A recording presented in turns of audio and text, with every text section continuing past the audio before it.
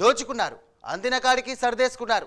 రాష్ట్రం కోసం పోరాడిన వారు అదే రాష్ట్రాన్ని వంచిస్తున్నారంటే ఇది ఎంతటి విపరీతం. నేతల దగ్గర నుండి ప్రభుత్వ ఉద్యోగుల వరకు అధికంగా ఇలాంటి ధోరణే కనిపిస్తోంది. మా హయాంలో దాచిపెట్టారు అని సొంత నేతలే ఆరోపిస్తుంటే ఏసీబీ స్పెషల్ రైట్స్లో 100 కోట్ల అవినీతి సొమ్ము బయటపడుతోంది. ఇది ఏంటి వ్యవస్థ? ప్రభుత్వ ఉద్యోగం అంటే ప్రజాసేవ లేక కాసులు కురిపించే పదవా? నిజాయితీ ఎక్కడ దాగిపోయింది? యథా రాజా తదా ప్రజ అన్నట్లుగా పాలన సాగిందా? నిద్రపోయిందెవరు? అవినీతి సొమ్మును కక్కిస్తుందెవరు? అవినీతి అనకొండల భరతం పడుతున్న తెలంగాణ యాంటీ కరప్షన్ బ్యూరో పనితీరు ఎలా ఉందో ఇప్పుడు చూద్దాం.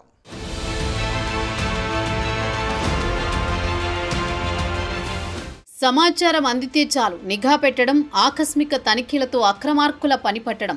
ఇటీవల తెలంగాణ యాంటీ కరప్షన్ బ్యూరో దూకుడు చూపిస్తోంది. కాంగ్రెస్ ప్రభుత్వం ఫ్రీ హ్యాండ్ ఇవ్వడంతో అవినీతి అనకొండల బండారం ఒక్కొక్కటిగా బయటపడుతోంది. ట్రాప్లు కొన్నైతే సమగ్ర సమాచారంతో దాడులు మరికొన్ని. వాస్తవాలను వెలుగులోకి తీసుకువచ్చేందుకు అధికారులు పక్కా ప్లాన్తో ముందుకు సాగుతున్నారు. స్పెషల్ రైడ్స్ చేస్తే మాత్రం 100 కోట్లలో నొక్కేసిన అధికారులు జైలు ఉచ్చలు లెక్కపెట్టే స్థితికి చేరుకున్నారు.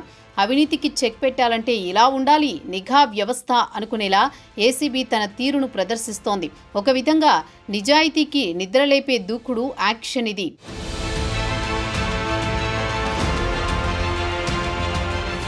తెలంగాణ విద్యుత్ శాఖలో అసిస్టెంట్ డివిజనల్ ఇంజనీర్ స్థాయి అధికారిపై ఏసీబీ అధికారులు దాడులు చేశారు. ఇబ్రహీంబాగ్లో జరిగిన ఈ దాడుల్లో అంబేద్కర్ అనే ఉద్యోగికి చెందిన ఇంటితో పాటు కుటుంబ సభ్యులు, స్నేహితులు, బినామీల ఇండ్లలోనూ ఏకకాలంలో సోదాలు నిర్వహించారు. ఏసీబీ అధికారుల కళ్ళు బైర్లు కమ్మేలా భారీగా నగదు, బంగారు నగలు, స్థిర చరాస్తుల పత్రాలు స్వాధీనం చేసుకున్నారు. ఏసీబీ చరిత్రలో మునుపెన్నడూ లేని విధంగా 2,18,00,000 రూపాయల లిక్విడ్ క్యాష్ ఒక్క దాడిలోనే పట్టుబడ్డం గమనార్హం. బహిరంగ మార్కెట్లో విలువ ప్రకారం ఈ అవినీతి బండారం సుమారు 200 కోట్లకు చేరుతుందని అధికారులు అంచనా వేస్తున్నారు. ఇది కేవలం దాడి కాదు, అవినీతిపై న్యాయబద్ధమైన యుద్ధానికి మొదటి గెజెట్.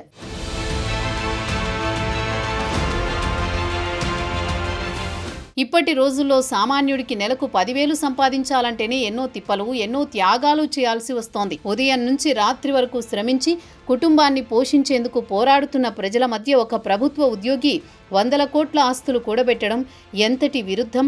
ఇది కేవలం వ్యక్తిగత ధోరణి కాదు, ఇది వ్యవస్థల వైఫల్యం, నిఘా లోపం, దశాబ్దాలుగా సాగుతున్న అవినీతి సంస్కృతికి నిదర్శనం. విధి నిర్వహణలో అంబేద్కర్ అనే విద్యుత్ శాఖ అధికారిపై వచ్చిన ఫిర్యాదుల ఆధారంగా ఏసీబీ అధికారులు రైడ్స్ నిర్వహించారు. అంబేద్కర్కు అవినీతి కొత్త కాదు. గత సంవత్సరం సొంత శాఖే సస్పెండ్ చేసింది. అయినా పైరవీలతో మళ్లీ పోస్టింగ్ సాధించాడు. తన అక్రమాలకు అనుకూలంగా ఉండే ఇబ్రహీంబాగ్ను పోస్టింగ్గా ఎంచుకోవడం ఈ కేసులో కీలక ట్విస్టుగా మారింది. ఈ క్రమంలోనే సదరు విద్యుత్ అధికారి అక్రమాలపై వచ్చిన సమాచారం ఏసీబీ చెవికి చేరడంతో ఒక్కసారిగా చెక్ పడింది. విచారణలో ఏకంగా కంపెనీలు కూడా రన్ చేస్తున్నట్లు అధికారులు గుర్తించారు. తన అక్రమాలకు కొంతమంది రాజకీయ నాయకులు వత్తాసు ఉండడంతో కొన్నేళ్లుగా ప్రజల్ని పీడించడం పరిపాటిగా మారింది. అంతేకాదు దాడులు జరిగిన తర్వాత కూడా బినామీగా మరో అధికారి ఉన్నట్లు ఏసీబీ గుర్తించింది. వెంటనే రంగంలోకి దిగిన అధికారులు Chevella assistant divisional engineer Rajesh Babu నివాసంలో చేపట్టిన సోదాల్లో బాత్రూంలో దాచిన 17 లక్షల రూపాయల నగదుతో పాటు స్థిరాస్తి పత్రాలను స్వాధీనం చేసుకున్నారు. లంచాల రూపంలో ప్రజల్ని ఏ విధంగా ఇబ్బందులు పెట్టారు, బాధితులు ఎంతమంది ఉన్నారు అన్న కోణంలో ఏసీబీ దృష్టి సారించింది.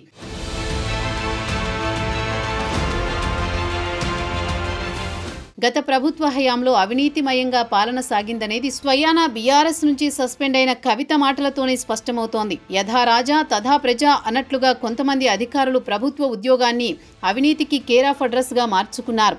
కాంగ్రెస్ ప్రభుత్వం అధికారంలోకి వచ్చిన తర్వాత అవినీతి అనకొండల వ్యవహారం ఒక్కొక్కటిగా వెలుగులోకి వస్తోంది. జీహెచ్ఎంసీ దగ్గర నుంచి రెవెన్యూ, పోలీస్, నీటిపారుదల వంటి కీలక శాఖల్లో ఇప్పటికే ఏసీబీ పలువురు అధికారులపై సోదాలు జరిపింది. ఒక్కొక్కరు నొక్కేసిన 100 కోట్ల అవినీతి సొమ్ము బయటపడుతోంది. శివబాలకృష్ణ అనే అధికారిపై ఏసీబీ చేపట్టిన దాడులతో ఈడీ వంటి కేంద్ర సంస్థలు కూడా రంగంలోకి దిగే పరిస్థితులు ఏర్పడ్డాయి. అంటే ఆస్తులు ఎంత మేరకు కూడబెట్టారో అర్థం చేసుకోవచ్చు. సుమారు 1000 కోట్లకు పైగా విలువైన ఆస్తులు, అంతస్తులు, ఆభరణాలు, వాహనాలు బయటపడడం పాలనా వ్యవస్థల లోపాన్ని, ఏళ్లపాటు సాగుతున్న దోపిడీని బయటబయలు చేస్తోంది.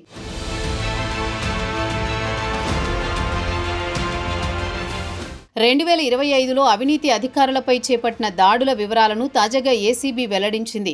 జనవరి నుంచి జూలై వరకు మొత్తం 148 కేసులు నమోదు కాగా అందులో ఆదాయానికి మించి ఆస్తుల కేసులే 9 వరకు ఉన్నాయి. విధి నిర్వహణ పేరుతో ప్రజల రక్తమాంసాలను పీడిస్తూ అధికారాన్ని దుర్వినియోగం చేస్తున్న వారి లెక్కలు కూడా లేకపోలేదు. ఏసీబీ దాడుల్లో ట్రాప్ కేసులు, క్రిమినల్ దుష్ప్రవర్తన, రెగ్యులర్ ఎంక్వైరీలు, ఆకస్మిక తనిఖీలు ఇలా అన్ని కోణాల్లోనూ అక్రమార్కుల చిట్టా బయటపడుతోంది. పీడనకు పాల్పడే వారిలో మహిళా అధికారులు కూడా టాప్ లిస్టులో ఉన్నట్టు ఏసీబీ సీక్రెట్ విచారణలో తేలడం గమనార్హం. ఇంత జరుగుతున్న అవినీతి మాత్రం వదలడం లేకపోవడానికి కారణాలు లేకపోలేదు. దొరికితేనే దొంగ, లేదంటే దొరలుగానే ఉండొచ్చన్న భావనతో చాలామంది ప్రభుత్వ ఉద్యోగులు అవినీతికి వేళ్లు చాపడం పరిపాటిగా మార్చుకున్నారు. ఇది కేవలం వ్యక్తిగత తప్పిదం కాదు, ఇది వ్యవస్థల నిస్సత్తువ, నైతికతల పతనం, ప్రజాస్వామ్యంపై దాడిగా చూడాలి.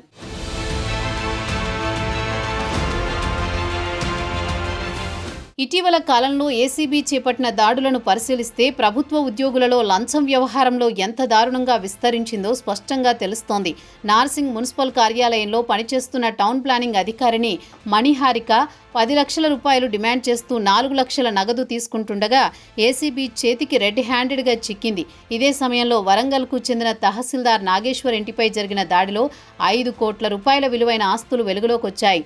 ఈ దాడులు అన్ని వ్యక్తిగత ఫిర్యాదుల ఆధారంగా బయటపడ్డ తంతు ప్రభుత్వ వ్యవస్థల్లో దాగి ఉన్న అవినీతి పరిణామాన్ని బయట పెడుతున్నాయి. అంటే ఫిర్యాదులు వచ్చిన చోట్లే ఈ స్థాయిలో అక్రమ సొమ్ము బయటపడితే చాటు మాటున జరిగే లావాదేవీలు ఎంతగా ఉండొచ్చో ఊహించుకోవడం కూడా కష్టమే. ఇది కేవలం వ్యక్తిగత తప్పిదం కాదు, వ్యవస్థలోని లోపం, నిఘా లోపం, ప్రజా చైతన్య లోపం అన్నీ కలిసి నిజాయితీకి, నైతికతకి, నమ్మకానికి తీవ్ర సంక్షోభాన్ని కలిగిస్తున్నాయి.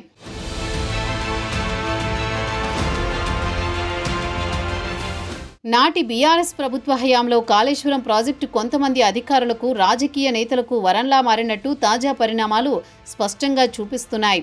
బంగారు తెలంగాణ పేరుతో ప్రజలకు నీటి వనరులు అందించాలన్న సంకల్పం కొంతమందికి మాత్రం బంగారు ఆస్తులుగా మారినట్లు ఏసీబీ సోదాల్లో వెలుగులోకి వచ్చిన వాస్తవాలు చెబుతున్నాయి. పీసీ ఘోష్ కమిషన్ నివేదికలో ప్రాజెక్టు రూపకల్పన నుంచి నిర్మాణం, నిర్వహణ వరకు అనేక అక్రమాలు, వ్యక్తిగత నిర్ణయాలు, నిబంధనల ఉల్లంఘనలు చోటు చేసుకున్నట్లు స్పష్టమైన ఆరోపణలున్నాయి. ఈ నివేదిక ఆధారంగా తెలంగాణ ప్రభుత్వం కేసును సీబీఐకి అప్పగించింది. ఇది కాళేశ్వరం ప్రాజెక్టు చుట్టూ ఉన్న మేఘాలను మరింత ముదిరించింది. ఇదే సమయంలో నీటిపారుదల శాఖపై ఏసీబీ దృష్టి సారించి మాజీ engineer in chief Muralidhar Rao, Hariram నివాసాల్లో సోదాలు నిర్వహించి 100 కోట్ల విలువైన అక్రమాస్తులను గుర్తించింది. విలాసవంతమైన భవనాలు, బినామీ లావాదేవీలు, భారీ బ్యాంకు డిపాజిట్లు ఇవన్నీ చూస్తే ప్రభుత్వ వ్యవస్థలోనే ప్రజల నమ్మకాన్ని దుర్వినియోగం చేసిన ఒక పద్ధతి, ఒక విధానం నాటుకుపోయినట్లు తెలుస్తోంది.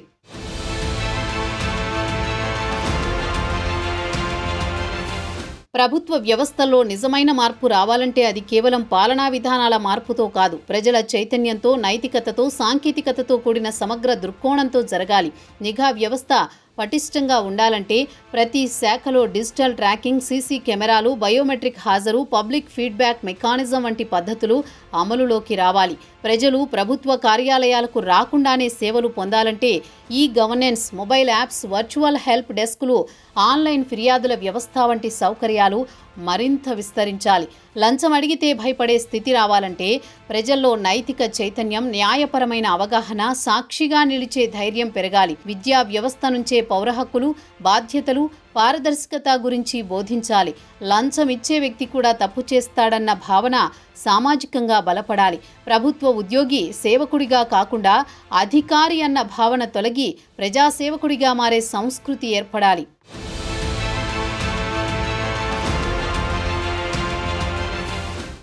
ఇంతవరకు మీరు విన్నది కేవలం ఒక వార్తా విశ్లేషణ కాదు, మన వ్యవస్థలోని లోపాలను అద్దంలో చూపించే ఒక ఆత్మ పరిశీలన. అవినీతి అనే వ్యాధి వ్యక్తిగతంగా కాదు, వ్యవస్థాత్మకంగా వ్యాపించింది. ఇక దాన్ని అరికట్టాలంటే ఒక్కో దాడితో కాదు, ఒక్కో మనసుతో మార్పు రావాలి. ప్రజాస్వామ్యం అంటే కేవలం ఓటు వేయడమే కాదు, నిజాయితీగా జీవించడం, ధైర్యంగా నిలవడం, బాధ్యతగా స్పందించడం. లంచం అడిగే చేతికి భయం పుట్టాలంటే లంచమిచ్చే చేతికి కూడా నైతిక బాధ్యత పుట్టాలి. ఈ మార్పు కోసం ప్రభుత్వ విధానాలు, ప్రజల చైతన్యం, సాంకేతిక పరిజ్ఞానం అలాగే ఒక్కో దిశగా కలవాలి. ఆ కలయిక కేవలం విధానపరమైనది కాకుండా నైతికతతో కూడినదిగా, మానవతా దృక్కోణంలో కూడినదిగా ఉండాలి. అప్పుడే కాగితంపై కాదు, మనసులపై నిలిచే ప్రజాస్వామ్యాన్ని నిర్మించేందుకు సాధ్యమవుతుంది.